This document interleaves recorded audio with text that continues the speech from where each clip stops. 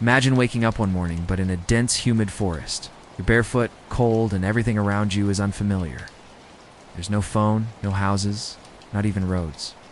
Small groups, maybe 20 to 50 people, moved across vast landscapes, chasing game and collecting fruit.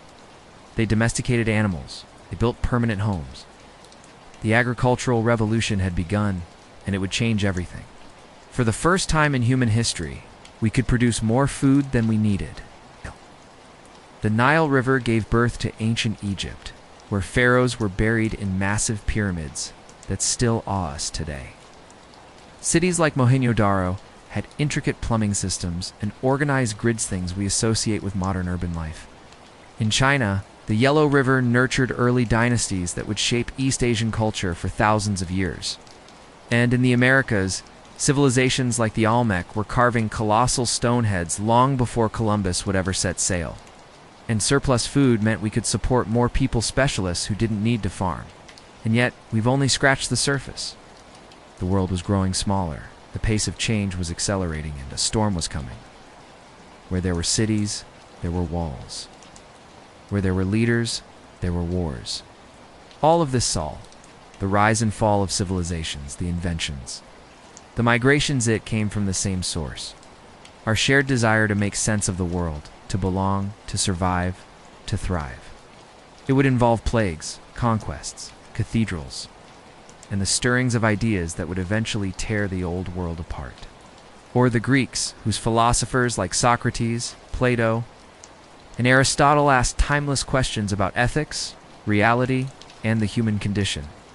Languages that still echo in Italian, Spanish, and French. But even Rome would fall, collapsing under the weight of corruption, invasions, and overextension. On the Arabian Peninsula, a merchant named Muhammad received revelations that would become the Quran. And Islam would sweep across the Middle East, North Africa, and beyond. In China, the Tang and Song dynasties led golden ages of poetry, invention, and trade. Gunpowder, paper money, and the compass all emerged their tools that would shape the centuries to come. And then came Rome. Kingdoms rose and fell like waves on the ocean. New inventions like bronze, and later iron gave armies deadlier weapons. Empires expanded across continents, often built on conquest, slavery, and power struggles. But they also brought knowledge, trade, and cultural blending. People who could become builders, artists, priests, rulers. Life was harsh, unpredictable, but it was also deeply connected to the natural world. And then, about 12,000 years ago, everything changed. You're not dreaming you're in Africa, 300,000 years ago. This is where the story of us, humans, truly begins. Our ancestors, early Homo sapiens, were just one of several human-like species roaming the earth at the time. We weren't the strongest or the fastest. In fact, compared to saber-toothed cats or mammoths, we were pretty weak. But we had something else, brains that were wired for storytelling, collaboration, and memory. We learned how to pass down knowledge generation after generation. In Mesopotamia, scribes carved symbols into clay tablets, keeping records of crops, debts, and stories. One of the earliest written tales we have is the Epic of Gilgamesh, a legend about a powerful king seeking immortality. Already, humans were trying to make sense of life, death, and everything in between. We figured out that if we hunted together, we stood a better chance. If we watched the sky long enough, we could predict when rains would come, when animals would migrate, and when to plant seeds. For hundreds of thousands of years, humans lived as nomadic hunter-gatherers. In a place we now call the Fertile Crescent, people began to do something radical. They stopped moving. They planted wheat. Settlements grew into villages. Villages grew into cities. And with cities came complexity, governments, laws, trade, writing. Meanwhile, in other corners of the world, similar transformations were underway. Humanity had entered the age of civilizations. But this wasn't a peaceful transition. Take the Persian Empire stretching from the Mediterranean to India, connected distant lands through roads, coins, and a postal system. Rome didn't just build cities, it built systems. Aqueducts that carried water for miles. legal codes that influenced modern law. And as Rome burned, a new world was stirring in the east. So far, in just a few minutes, we've gone from scattered bands of foragers to global empires, from flint tools to iron swords, from oral tales to written scripture. The next chapter in our story would not just involve kingdoms and empires. But before we go there, take a breath. This, in many ways, is still what drives us today. The fall of Rome didn't mean the world went dark, but it did shift the balance of power. As Western Europe fragmented into feudal kingdoms, another kind of empire was rising in the east, one built not just on land, but on belief. The Islamic caliphates, stretching from Spain to India, became centers of learning, medicine, science, and culture. While kings in Europe were arguing over land and crowns, scholars in Baghdad's House of Wisdom were translating Aristotle, inventing algebra, and mapping the stars. In Europe, the Middle Ages were marked by castles, crusades, and cathedrals. Life was deeply shaped by the church. But in the aftermath of this horror, something remarkable began to stir. Most people never traveled more than a few miles from where they were born. Columbus reached the Americas in 1492, not the first human to set foot there, but the one whose arrival triggered a tidal wave of global consequences. They didn't know about China or the Americas or what lay beyond the sea. Crops like potatoes, tomatoes, and corn transformed diets across continents. Silver mined in the Americas fueled the Chinese economy, and new ideas about government, rights, and freedom began to bubble beneath the surface. They brought with them guns, germs, and steel. Entire civilizations like the Aztec and Inca empires were crushed. Indigenous peoples were enslaved or killed. Millions of Africans were forcibly taken across the Atlantic in brutal slave ships to work plantations in the Americas. It was one of the darkest stains on human history, and its legacy is still with us. The Industrial Revolution transformed everything: how we worked, where we lived, what we ate, and how fast we could go. Cities boomed. Populations soared. New inventions, telegraphs, spinning jennies, railroads linked the world faster than ever. Thinkers like Voltaire, Rousseau, Kay, and Locke argued that people had rights, not just privileges granted by kings, but rights they were born with. The factories were dangerous. Pollution choked cities. Child labor was common, and the new industrial empires needed resources: rubber from the Congo, cotton from India, gold from South Africa. Imperialism kicked into overdrive, and with it came exploitation, rebellion, and deep resentment. In 1776, 13 colonies declared independence from the British Crown, birthing the United States. In 1789, the French overthrew their monarchy, proclaiming liberty, equality, and fraternity. And although the ideals weren't always realized, especially for women, indigenous peoples, and enslaved Africans, the world was beginning to imagine new ways of living together. The idea that government should serve the people, not the other way around, began to take root. But trade routes like the Silk Road whispered rumors of distant wonders, spices, silks, and strange technologies. Meanwhile, in Asia, great powers were forging ahead. The scientific revolution pushed people to question not just the world around them, but the very nature of knowledge. What if the Earth wasn't the center of the universe? What if motion followed natural laws, not divine will? Newton, Kepler, and Descartes showed that reason could unlock the secrets of the cosmos. Renaissance means rebirth, and it was exactly that. A rediscovery of classical knowledge, a burst of art, science, and exploration. Thinkers like Leonardo da Vinci, Michelangelo, and Galileo challenged old ideas and imagined new possibilities. The printing press, invented by Gutenberg, allowed books and ideas to spread faster than ever before. Knowledge was no longer the secret of the elite, it could be shared. The Mongols, under Genghis Khan, launched the largest contiguous land empire in history. Their reputation was fierce, burning cities, toppling kingdoms, but they also connected the world in unprecedented ways. Trade flourished under Mongol protection. Ideas, goods, and even diseases traveled further and faster than ever before. And then came one of the deadliest chapters in human history: the Black Death. In the mid-14th century, a plague swept across Eurasia, killing an estimated 75 to 200 million people. Entire villages vanished, cities emptied, social order collapsed. As Europe slowly recovered, it entered a new era, the Renaissance. This was also a time when curiosity turned outward. Explorers set sail in search of new trade routes, and in doing so, changed the world forever.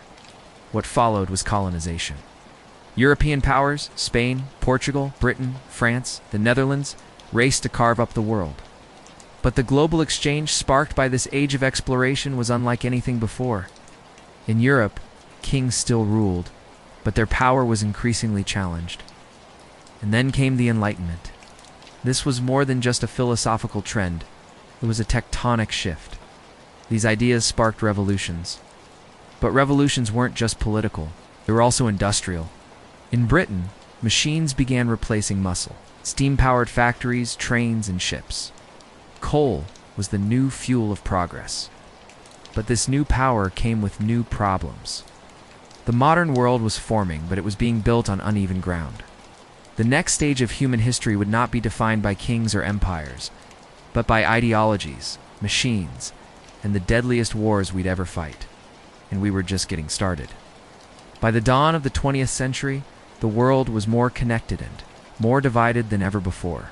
Our roads Stitched continents together, telegraph lines buzzed with global messages. Cities gleamed with electric lights. But beneath the surface, empires trembled. What started as a regional crisis escalated into a war involving dozens of nations. With battles fought from the muddy trenches of France to the deserts of the Middle East, national pride, political alliances, industrial arms races all, these tensions simmered until they finally exploded.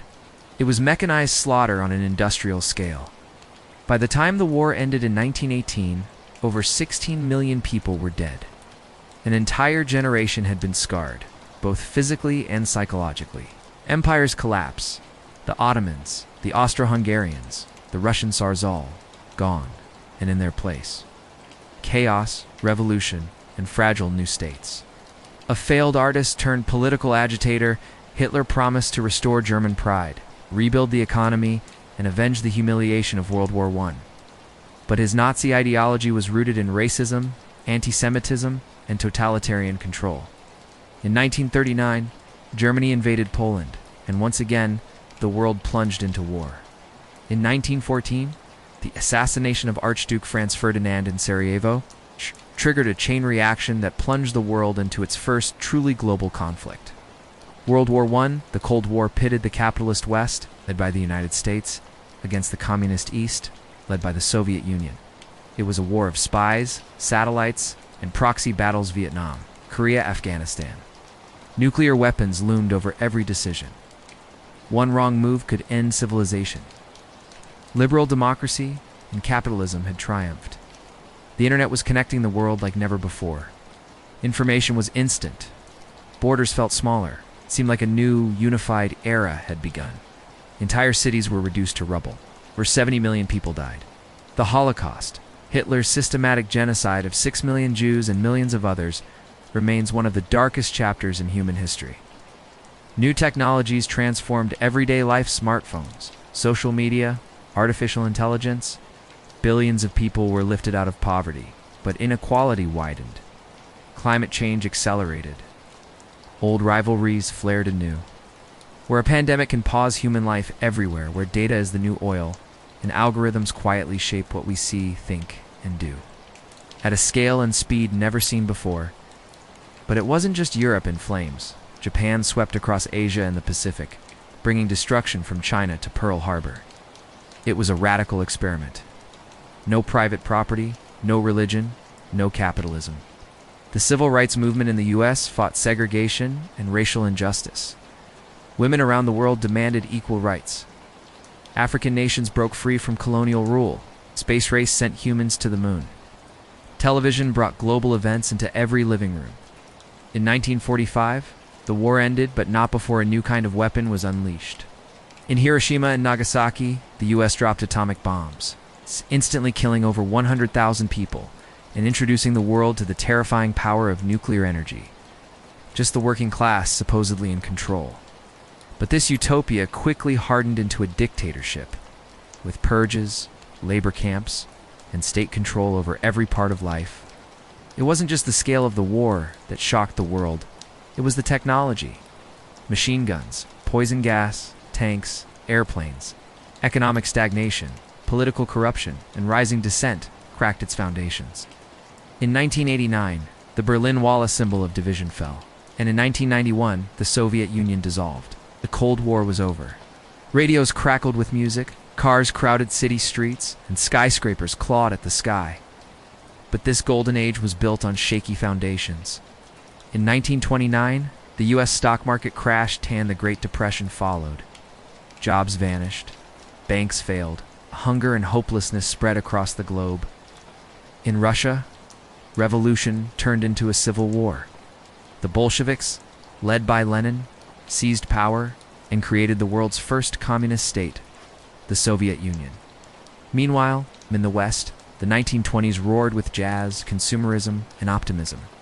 People were desperate, and desperation often invites dangerous ideas. In Germany, that desperation birthed Adolf Hitler. World War II was even more devastating than the first.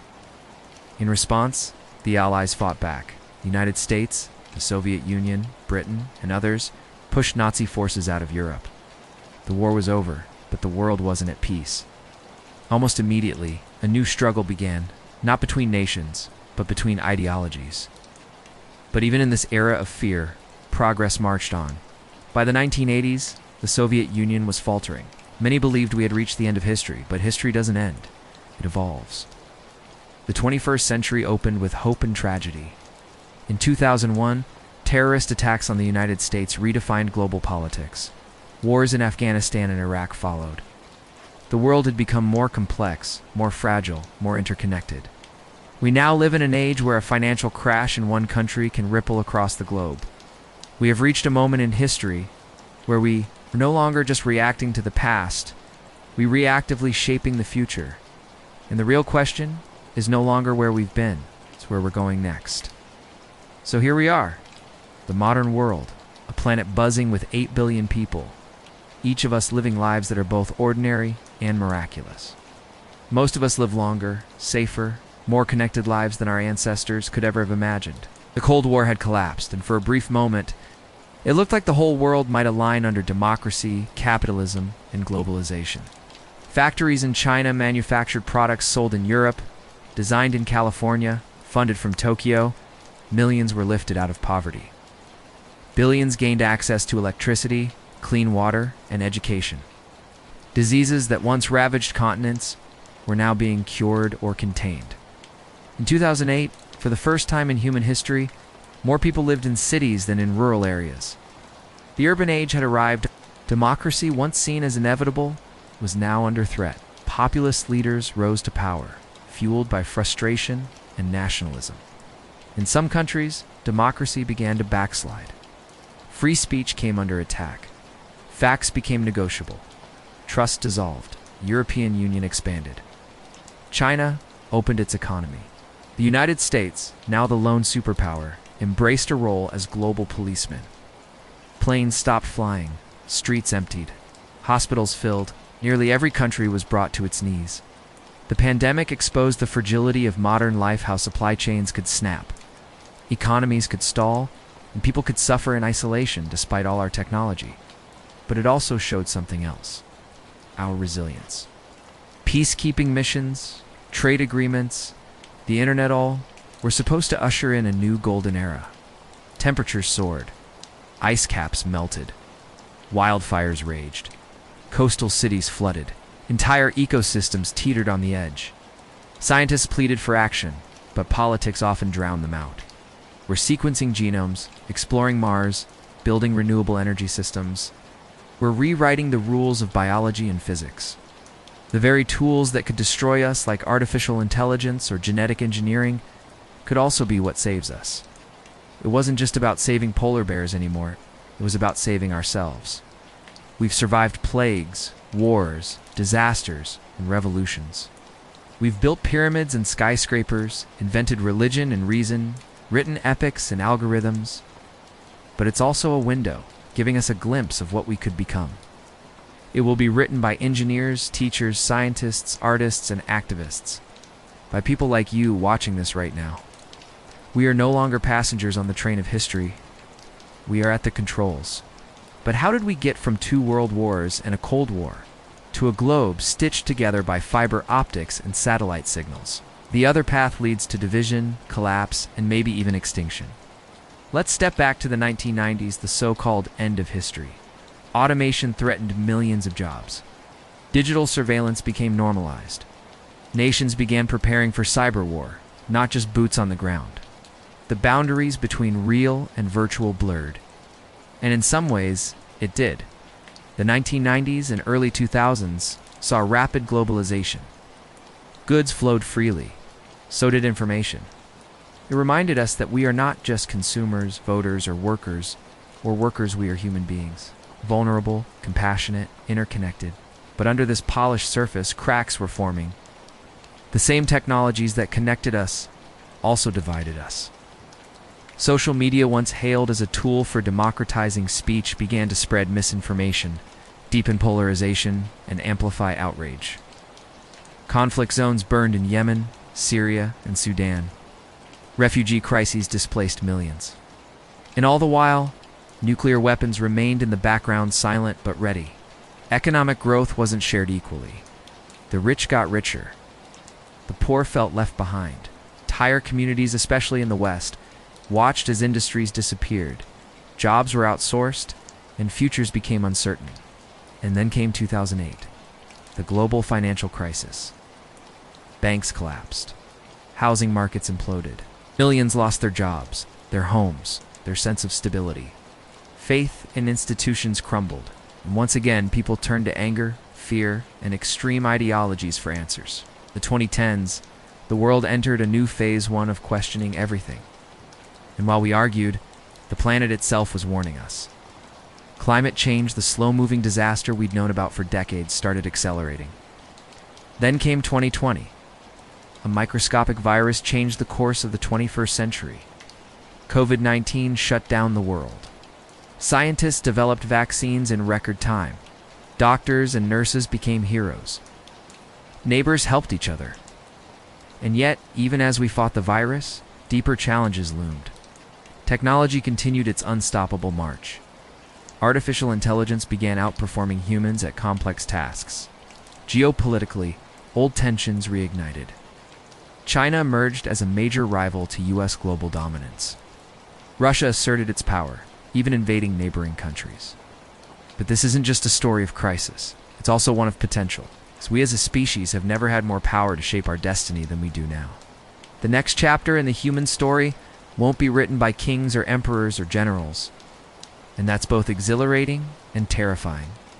We've come from tribal fires in African savannas, to a global network of space satellites and quantum processors, in just a blink of cosmic time. Now we stand at a crossroads.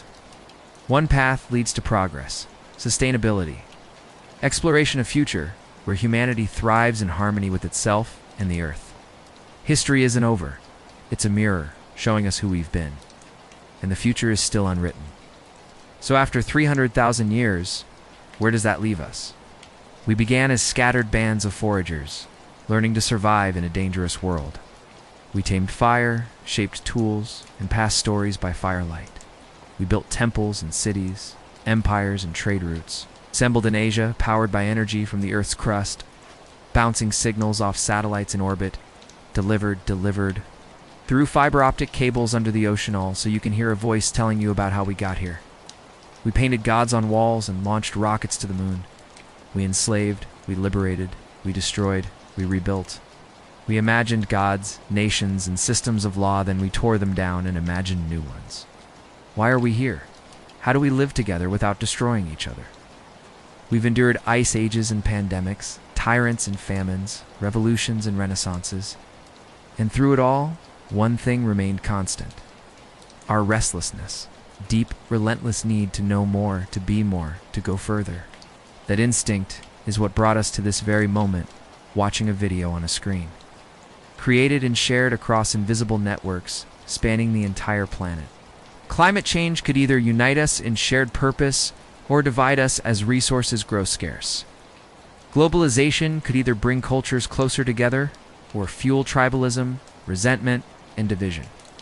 Every great leap forward came from openness, curiosity, and cooperation. We can learn from every mistake made across every corner of the earth. For the first time in history, we have the tools not just to survive, but to truly shape our world consciously together. It's about farmers in the Fertile Crescent deciding to plant seeds instead of wander. It's about monks preserving knowledge during the Dark Ages, about rebels challenging tyrants, about scientists peering through telescopes, about artists painting ceilings. It's something we are building moment by moment with every decision we make. Whether we repeat the mistakes of the past or learn from them is up to us. Or will they say, we faced the storm, made the hard choices, and built a better world not just for ourselves, but for generations still unborn? About a teenager coding a new app in their bedroom, about people like you and me. Every time we've reached the edge, whether it was nuclear war, collapse, or crisis, we've had the chance to pull back and choose something better. Think about that for a second. You are watching the entire history of the world on a glowing device made of rare, earth metals mined in Africa. That's not just progress, that's a miracle. And yet, for all our innovation, are we still grappling with the same fundamental questions we faced 10,000 years ago? Who are we? We have access to more knowledge than any humans before us, and yet we still struggle with ignorance, fear, and hate. We produce enough food to feed everyone, yet millions go hungry. We can predict the future of our planet's climate, and yet we hesitate to act. Those questions now take on new dimensions in a globalized world. We live in an age of paradox. We are the most connected generation in history, and yet loneliness is at record highs. History doesn't offer simple answers, but it does offer warnings and patterns. Every civilization that has fallen did so because it failed to adapt, failed to unite, or failed to listen. We are at one of those edges right now. Artificial intelligence could either solve humanity's greatest problems, or it could make them worse. But unlike our ancestors, we now have the data. We can see the consequences of our actions. We can model the outcomes. Maybe that's the real takeaway from this entire journey. History isn't just about kings and wars and empires. It's about people. People making choices. People failing, learning, trying again. We are not spectators in this story. We are its authors. The future of the world, what comes after this video ends, isn't something waiting to happen. So what will the history books of tomorrow say about us? Will they talk about how we let our divisions consume us? How we ignored the warnings? How we lost our way? The entire history of the world has led to this very moment, this breath, this choice, and that ... is where the story continues.